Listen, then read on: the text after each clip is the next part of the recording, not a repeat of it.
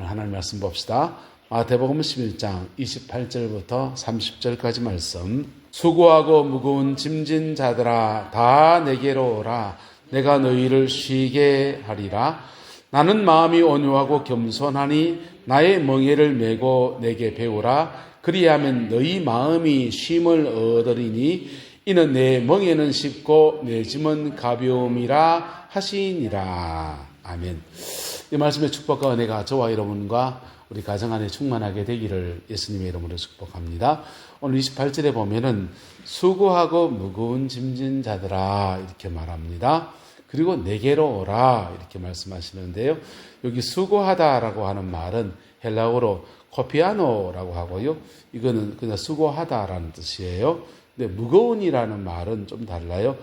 포르티조라는 단어를 쓰는데 짐을 지우다라는 뜻입니다. 그래서 이게 반복해서 써져졌는데 수고하다는 말은 내가 능동적으로 이걸 해야지 하면서 내가 달려들어서 하는 걸 말하는 겁니다. 근데 포르티조, 무겁다라고 하는 말은 난 하기 싫은데 누가 짐을 지어주는 겁니다.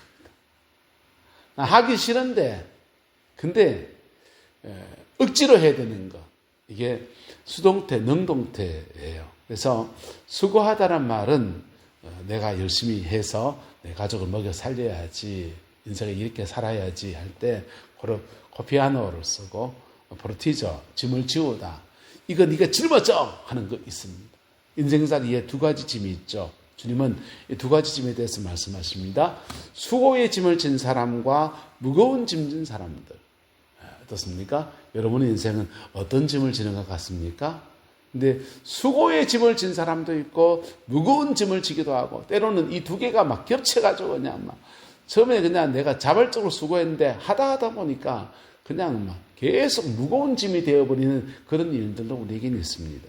그런 분들에게 주님은 말씀하십니다. 다 뭐하라? 내게로 오라. 내가 너희를 뭐하리라? 쉬게 하리라 그랬어요. 그런 수고의 짐과 무거운 짐을 지고 있는 사람들에게 주님은 내게로 와서 쉬게 하리라 라고 말씀하십니다. 주님이 주는 안식을 저와 여러분이 경험하게 되기를 예수님의 이름으로 축복합니다. 여러분 보세요. 우리나라는 옛날 조선시대 때 언제 노비들이 쉬었겠습니까? 종살이 하시는 분들이. 한가위 날, 단오날, 뭐 이런 날 쉬죠. 겨우내 농한기가 되면은 새끼나 꼬고 앉아가지고 밥이나 먹고 새끼나 꼬고 그래 좀 쉬고 나머지는 일주일에 한 번씩 쉬는 날은 없었습니다. 그런데 기독교가 들어오고 난 뒤에 전 세계적으로 공통적으로 일주일에 몇 번 쉽니까? 하루 쉽니다. 하루 쉬죠. 하루 쉽니다.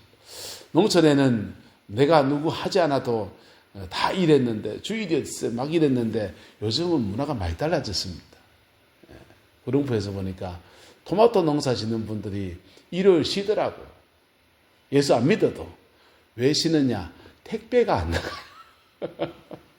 택배가 금요일부터 안 나가. 그러니까 택배 안 나가는 틈에 하루 쉬면서 빨래도 하고 뭐 그렇게 하고 다른 성도님들은 주일에 와서 예배드리고 전 세계적으로 주일은 쉬는 걸로 인한 문화가 정착이 됐어요. 그런데요. 하나님은 에덴 동산에서 아담과 하와를 지으시고 그 코에다 생기를 불어넣으셨습니다. 그리고는요. 아담과 하와 다 창조되고 그 다음날 아우 잘 잤다 하고 눈을 떠보니까 무슨 날입니까? 안식일이에요. 그래서 하나님이 6째까지 모든 만물을 지으시고 7째 날 안식하셨어요. 그런데요. 그러면 7째 날 그 다음 8일째는 어떻게 될까요? 원장님 8일째는요. 다시 빛이 있으라. 아담 니 뭐하노?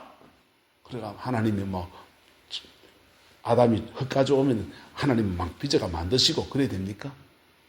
다 만들어졌는데 8째 날도 안식일이고 9째 날도 안식일이고 사람을 만드시고는 하나님이 모든 것들의 안식을 선포하십니다.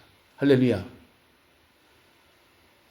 네 창조의 안식, 그 안식은요 하루 쉰다 하는 안식이 아니고 하루 논다 하는 안식이 아니고 따라합시다. 성부와 성자와 성령 안에서 안식합니다. 내 영혼에 하나님의 은혜가 풍성히 부어져서 그 안에서 안식하는 것. 죄가 없으니까 하나님과 교통하면서 마음속에 사놓는 평강이 임하면서 안식하는 것. 근데 이 안식이 아담과 범죄하면서 깨어져 버립니다. 그들은 동산에서 쫓겨났고 그 좋은 하나님의 뜻에 쫓겨났고요. 죄가 들어와서 그 영혼 속에 하루도 그냥 바람잘 날 없는 인생을 살아갑니다. 에덴 동산에 쫓겨나자마자 조금 있다 보니까 큰 놈이요 작은 놈을 때려 죽여붙습니다. 예? 가인이 아벨을 때려 죽였어요. 한 집안 안에서 형이 동생을 때려 죽이고 그 부모 가슴이 어떻게 했습니까? 가지 많은 나무 바람잘 날었다고 이건심 저건심 그냥 극정거리가 늘어지는 그런 가정의 삶을 살아갑니다. 죄 안에 살아가는 사람들에게 공통점이 있는데 안식이 없다는 겁니다. 돈이 많으면 좋은 음식을 먹고서 그렇게 편안할 수는 있는데요. 예? 노후자금 든든하게 채워놓고서 때 되면 한 번씩 놀러도 가고 할 수 있는데요. 그런데 마음에 안식이 없다는 거예요. 주님이 저와 여러분 영혼 속에 진정한 쉼을 주시기를 예수님의 이름으로 축복합니다. 수고의 짐과 무거운 짐을 진 사람들아 다 내게로 오라. 내가 너희를 쉬게 하리라 그랬어요. 근데 주님의 안식은 그렇게 쉬면 띵까띵까하고 산 위에 올라가서 그냥 요즘 보니까 운동하면서 나가보니까 그렇게 뭡니까? 어디가 많이 열렸다. 어떤 거는 이만해요. 그래서 몇 개 따보니까 입에 막 묻어가지고 집에 보는 거울 보니까 입에 묻은 채로 막 돌아다녔더라. 그렇게 인생을 그냥 유유자적하게 살아라는 뜻입니까? 그건 아니에요. 그래서 그 다음 말씀이 나옵니다. 안식하고 좀 쉬었다 할 때 29절에 이렇게 말해요. 나는 마음이 온유하고 겸손하니 나의 멍에를 메고 내게 말하 배하라 합니다. 그리고 그러면 멍에를 메고 배우는데 그리하면 너희 마음은 뭐를 얻는다? 쉼을 얻는다. 이는 내 멍에는 쉽고 내 짐은 가벼움이라 그랬어요. 근데 이 말씀은 이 사진을 좀 보셔야 됩니다. 유대 나라의 농사 짓는 방법이에요. 어린 송아지 한 마리와 그리고 어미소를 교리를 같이 이렇게 묶어서 밭을 메고 나갑니다. 어린 송아지와 어미소가 밭을 이렇게 메고 나가면 힘은 다 누가 씁니까? 네. 엄마 소는 엄마 소가 다 쓰는 거예요. 어린 송아지는요, 보폭을 맞추어서 같이 걸어가는 겁니다. 여러분, 에덴 동산에서 아담과 하와는 하나님으로부터 땅을 경작하라, 정복하라, 다스리라, 지키라 이런 명령도 받았고요. 분명히 뭔가 일을 했어요. 그런데 그 일을 하는 중에 마음속에 늘 뭐가 있었다? 하나님의 안식이 있었다는 거예요. 할렐루야. 주님의 안식이 있었다는 거예요. 주님이 안식을 준다는 것이 심리학 공부했지만 심리적으로 마음이 편안하고 그냥 긴장이 늘어져서 불 보고 멍 때리는 건 불멍이라 합니다. 물이 흘러가는 것을 보면서 멍하고 물멍이라 그래요. 멍하는 동안에 내가 청소가 된대요. 그렇게 쉬는 걸 말하는 게 아니에요. 진정한 안식은 일을 하든지 안 하든지 잠을 자든지 안 하든지 주님의 은혜 아래에서 내 영혼은 편안한 겁니다. 할렐루야. 그런데 그 중에서 힘은 다 누가 서십니까? 엄마 소가요. 할렐루야. 예. 이걸 배우라는 거예요. 주님은 나는 마음이 온유하고 겸손하니 나와 함께 멍에를 메고서 나와 함께 걷는 걸 배워봐라.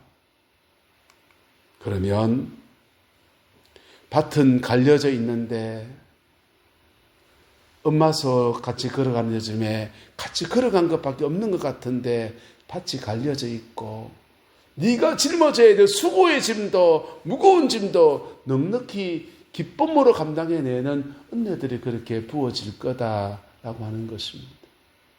목회를 제가 하잖아요.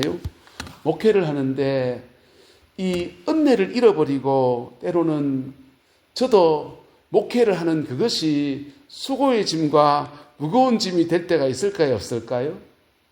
들어있어요. 죽을 맛입니다. 수고의 짐과 무거운 짐, 수고하는 짐은요, 기뻐서 하는 거잖아요.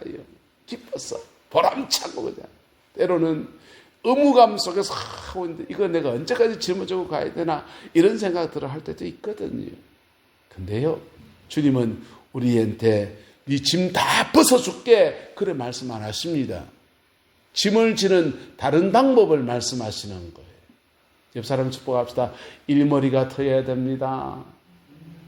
보세요. 지금 설악산에 올라가는 짐꾼입니다. 설악산 정상에 그 산불 감시하는 초소도 있고 등산객들을 위한 별장 같은 것도 휴게소 같은 것도 있고요. 거기에 가스 지금 들고 올라가는데요. 이 가스통 4개입니다. 4개를 만약에 손으로 안고 간다고 해봅시다. 어깨에 메고 간다고 해봅시다. 제대로 짊어지고 갈 수 있겠습니까? 이분은요. 뭐에 지고 갑니까? 지게에 짊어지고 가는 겁니다. 일머리가 터이면 성령 안에서 일하는 것이 여러분 일머리가 터이면 일이 수월하게 되듯이 힘이 들긴 하지만 그래도 요령이 붙듯이 예수님 안에서 성령 안에서 여러분의 일이든지 가정일이든지 교회일이든지 감당해 나가면 그 속에서 하나님의 놀라운 은혜가 풀어집니다. 감당해 나갈 수 있는 새로운 동력이 우리에게 주어지는 거예요. 할렐루야. 그게 주님이 말씀하시는 거예요. 너 인생 문제 네 혼자 짊어지려고 하다 보니까 그게 수고의 짐이 되고 무거운 짐이 됐는데 그거 내 안에서 좀 쉬어볼래? 여러분 주님 안에 쉬어보면요. 일 다 놓고 막 주님 안에 쉬어보면 은혜 아래 가다 보면 그때 뭐 한 줄 압니까? 한번 따라합시다. 고치십니다.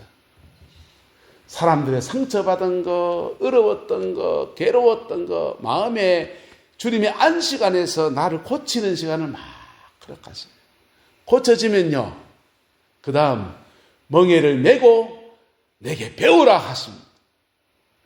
요령을 터득해서 그 짐, 네가 짊어져야 될 가정의 가정이란 짐을 누가 그렇게 쉽게 벗어버릴 수 있습니까? 예? 직분, 목사라는 짐을 누가 그렇게 쉽게 벗어버릴 수 있습니까? 장로님이라는 짐도 때로는 무거울 때 있지요.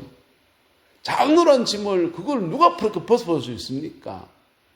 근데요, 그거 주님의 안식 안에서 그 짐 짊어지고 가다가 때로는 힘들었고 때로는 괴로웠던 것들 다 고치세요.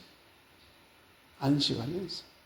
고치시고는 그리고는 주님이 말씀하죠. 나의 멍에를 메고 내게 배워라. 배우는 1번은요. 주님과 동행하는 겁니다. 뭐 하는 거라고요? 동행하는 것. 성령의 은혜 아래서 죄가 아니라면 내 사명이든지 가정이든지 내 일이든지 뭐든지 감당해 보는 겁니다. 그럴 때 내게서 내가 아닌 그분이 나타나셔서 힘을 써주시고 고비고비마다 문제를 풀어가시고 넘어서는 은혜들을 그렇게 허락하여 주십니다. 경남 창원에 재건파, 고심보다 좀 더한 재건파라고 있습니다. 전국에 120개 정도의 교회가 있는 재건파. 교단이 막 나눠지고 막 그럴 때 한국교회 초기 정신을 재건해야 된다 하는 분들이 재건파입니다. 교회들도 작아요. 재건파에 할머니 한 분이 계셨습니다. 그 할머니가 자녀들이 4명이 있는데 그 자녀들 놓고서 그렇게 기도하시는데 4명이 아니라 5명이에요. 5명이 있는 5명 놓고 그렇게 기도하십니다. 할머니 저 중간고사 쳐요. 그러면은 중간고사 치는 동안에 금식할게, 금식기도 막 합니다. 근데요, 5명 중에 3명인가 4명이 서울대 갔습니다. 서울대 가가지고는요, 그 중에 한 명이 그 창원의 시골에서 올라가서 돈이 없으니까 가위하는 거예요. 학생들 가위하다가 가위에 눈을 떴습니다. 서울대 공부해서 직장에 취직하지 말고 나는 가위하는 거, 학원 차려가 창업해야 되겠다 해서 학원을 차렸습니다. 그 학원이 메가스터디가 됐습니다. 메가스터디 직원이 4,000명입니다. 4,000명이고 1년에 매출이 몇천억 정도 된다 합니다. 4천억이가 된다 합니다. 여러분, 우리가 주님 안에서 내 인생의 짐들을 주님과 함께 짊어지고 가는 것들을 배워지면요, 그 가정과 삶의 자리 안에서 내가 상상할 수 없는 새로운 열매들이 맺어지게 됩니다. 할렐루야. 주님과 함께 그 짐을 짊어지고 나갈 때 내가 상상할 수 없는 그런 열매들이 맺어지게 됩니다. 네? 악동 뮤지션의 2 아이가 있지 않습니까? 그 2 아이는 몽골 선교사님 아이예요. 이성근 선교사라고. 아마 대구 사람을 알고 있는데, 내가 기억한 게 맞다면 그분 아버지가 제가 대구에서 부목사 할 때 그때 같은 교회 출신이에요. 근데 그 인터컵 출신이었는데, 원래는 그 가난한 선교사, 특히 교단 파송 말고 인터컵이나 이런 데 파송 선교사들은 도네이션 후원을 자기가 다 만들어야 돼. 돈이 너무 없어요. 한 달에 교단 파송 선교사가 한 달에 210만 원 모금해야만 파송해 주거든요. 근데 인터컵 선교사는 한 달에 60만 원가 살아요. 그거 가지고 몽골에서 밝은 미래학교 거기 사역하면서 주를 섬겨가는데 돈이 너무 없으니까 애들 공부를 못 시킵니다. 공부를 못 시켜서 집에서 공부하자 하는데 하루 이틀 집에서 공부하다 보면 흐트러집니다. 흐트러지는데 이게 애들이 공부하다 흐트러지고 아버지한테 땡땡이 치고 뭐락하고 하니까 가정이 엉망진창이 돼. 네가 하고 싶은 건 해봐라 한 게 음악 공부가 시작됐습니다.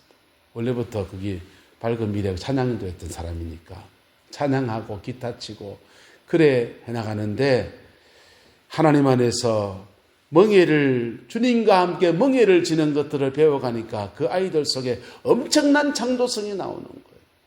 그리고는 대박 났습니다. 악동 뮤지션. 전 세계 다니면서 찬양, 노래 부르고 이렇게 대박 났어요. 여러분, 인생이 그렇습니다. 주님 안에서 주님 안에서 함께 내 인생의 짐을 짊어지고 가는 것들을 배워가는 은혜가 있게 되기를 예수 이름으로 축복합니다. 오늘 순서 이렇습니다. 주님은 수고의 짐과 무거운 짐을 지고 있는 사람을 초청하시고, 초청한 그 사람을 안식 안에 초청하시고, 어디에 초청하시고? 안식 안에 초청하시고, 안식 안에 머무를 때 죄 때문에 들어온 것들이 사단의 공격 때문에 그랬던지 인생의 무거운 짐들을 다 치료하시는, 마음의 무거운 짐을 다 치료하시는 안식을 누릴 수 있기를 주님의 이름으로 축복합니다. 주님의 안식을 누릴 수 있기를 축복합니다. 어떻게 누리지 합니까? 따라합시다. 은혜를 놓치지 맙시다. 하나님의 은혜를 놓치지 않는 거예요. 여러분, 은혜 받는 통로가 뭡니까? 찬양입니까? 열심히 찬양하시면 돼요. 부르짖어 기도합니까? 그것이 내가 은혜 받는 통로예요. 예? 그 은혜 받고서 은혜가 어떨 때 놓칩니까? 갑자기 그냥 은혜 받았는데 집사람은 니까짓게 하다가 놓쳐버리고요. 예? 뭐 하다가 그냥 놓치고요. 그냥 뭐 유튜브 보다가 그냥 엉뚱한 거 보다가 놓치고요. 그런 거예요. 근데 하나님의 은혜 아래 안 놓치려고 몸부림을 치다 보면 우리는 주님의 은혜 아래 안식 안에 머무르는 삶이 됩니다. 머무를 때 주님은 저와 여러분을 치료하십니다. 할렐루야. 치료하십니다. 이 치료하시는 시간이 광야예요. 치료하시는데 은혜 받고 썼고 이러면요, 이 안식 안에 머무르는 시간이 계속 고무줄처럼 늘어나지. 여기에 배워지고 은혜 안 놓치고 살아가는 것들이 훈련되어지면 그때부터 주님의 멍에를 메고 성령 안에서 승리하는 삶이 그에게 이루어지는 거예요. 할렐루야. 그 은혜가 저와 여러분이 가정과 삶에 이루어지게 되기를 예수님의 이름으로 축복합니다. 주님의 초청을 받아들이십시오. 그때 우리 구원하시는 은혜, 십자가의 보혈의 피로 구속하시는 은혜가 있고 그 은혜 아래서 내 영혼의 하늘 평강으로 안식케 하시는 은혜들이 풀어져요. 그 안식 안에 머무르다 보면 세상도 없고 나도 없고 구속한 주만 보이도다. 주여 여기가 좋사오니 여기 소막셋을 짓고 안 내려가고 싶습니다. 세상 안 내려가고 싶어요. 근데 주님은 험한 세상에 할 일 많아서 날 가라 명하시네. 할렐루야. 그게 성령 안에서의 승리의 삶의 여정입니다. 주님은 오늘 이 말씀으로 우리에게 축복하십니다. 수고의 짐이냐 무거운 짐이냐 다 내게로 오라. 내가 너희를 쉬게 해주겠다. 나는 마음이 온유하고 겸손하니 나의 멍에를 메고 내게 배우다. 그리고 배워진 것 가지고 너의 삶의 자리 안에서 열매 맺는 생활, 승리하는 생활로 함께 나아가자고 부탁하십니다. 할렐루야. 이 은혜와 축복이 저와 여러분과 함께하게 되기를 예수님의 이름으로 축복합니다. 기도하겠습니다. 좋으신 아버지 하나님, 주의 은혜와 사랑을 감사합니다. 우리의 수고의 짐, 우리의 무거운 짐, 때로는 짊어지는 짐뿐 아니라 우리 죄된 짐들 우리는 지고서 헉헉거리면서 인생을 살아왔습니다. 우리 불러서 초청하시는 하나님의 은혜 앞에 오늘 이 말씀 앞에 나아갑니다. 우리의 마음 만져주시고 우리의 심령을 만져주시고 주의 평강으로 끌어 인도하여 주셔서 예수 안에서 반드시 승리하는 믿음의 역사로 이끌어 주시옵소서. 여호와께서 한없는 은혜와 사랑으로 함께해 주시기를 원합니다. 예수님의 이름으로 축복하며 기도드리옵나이다. 아멘.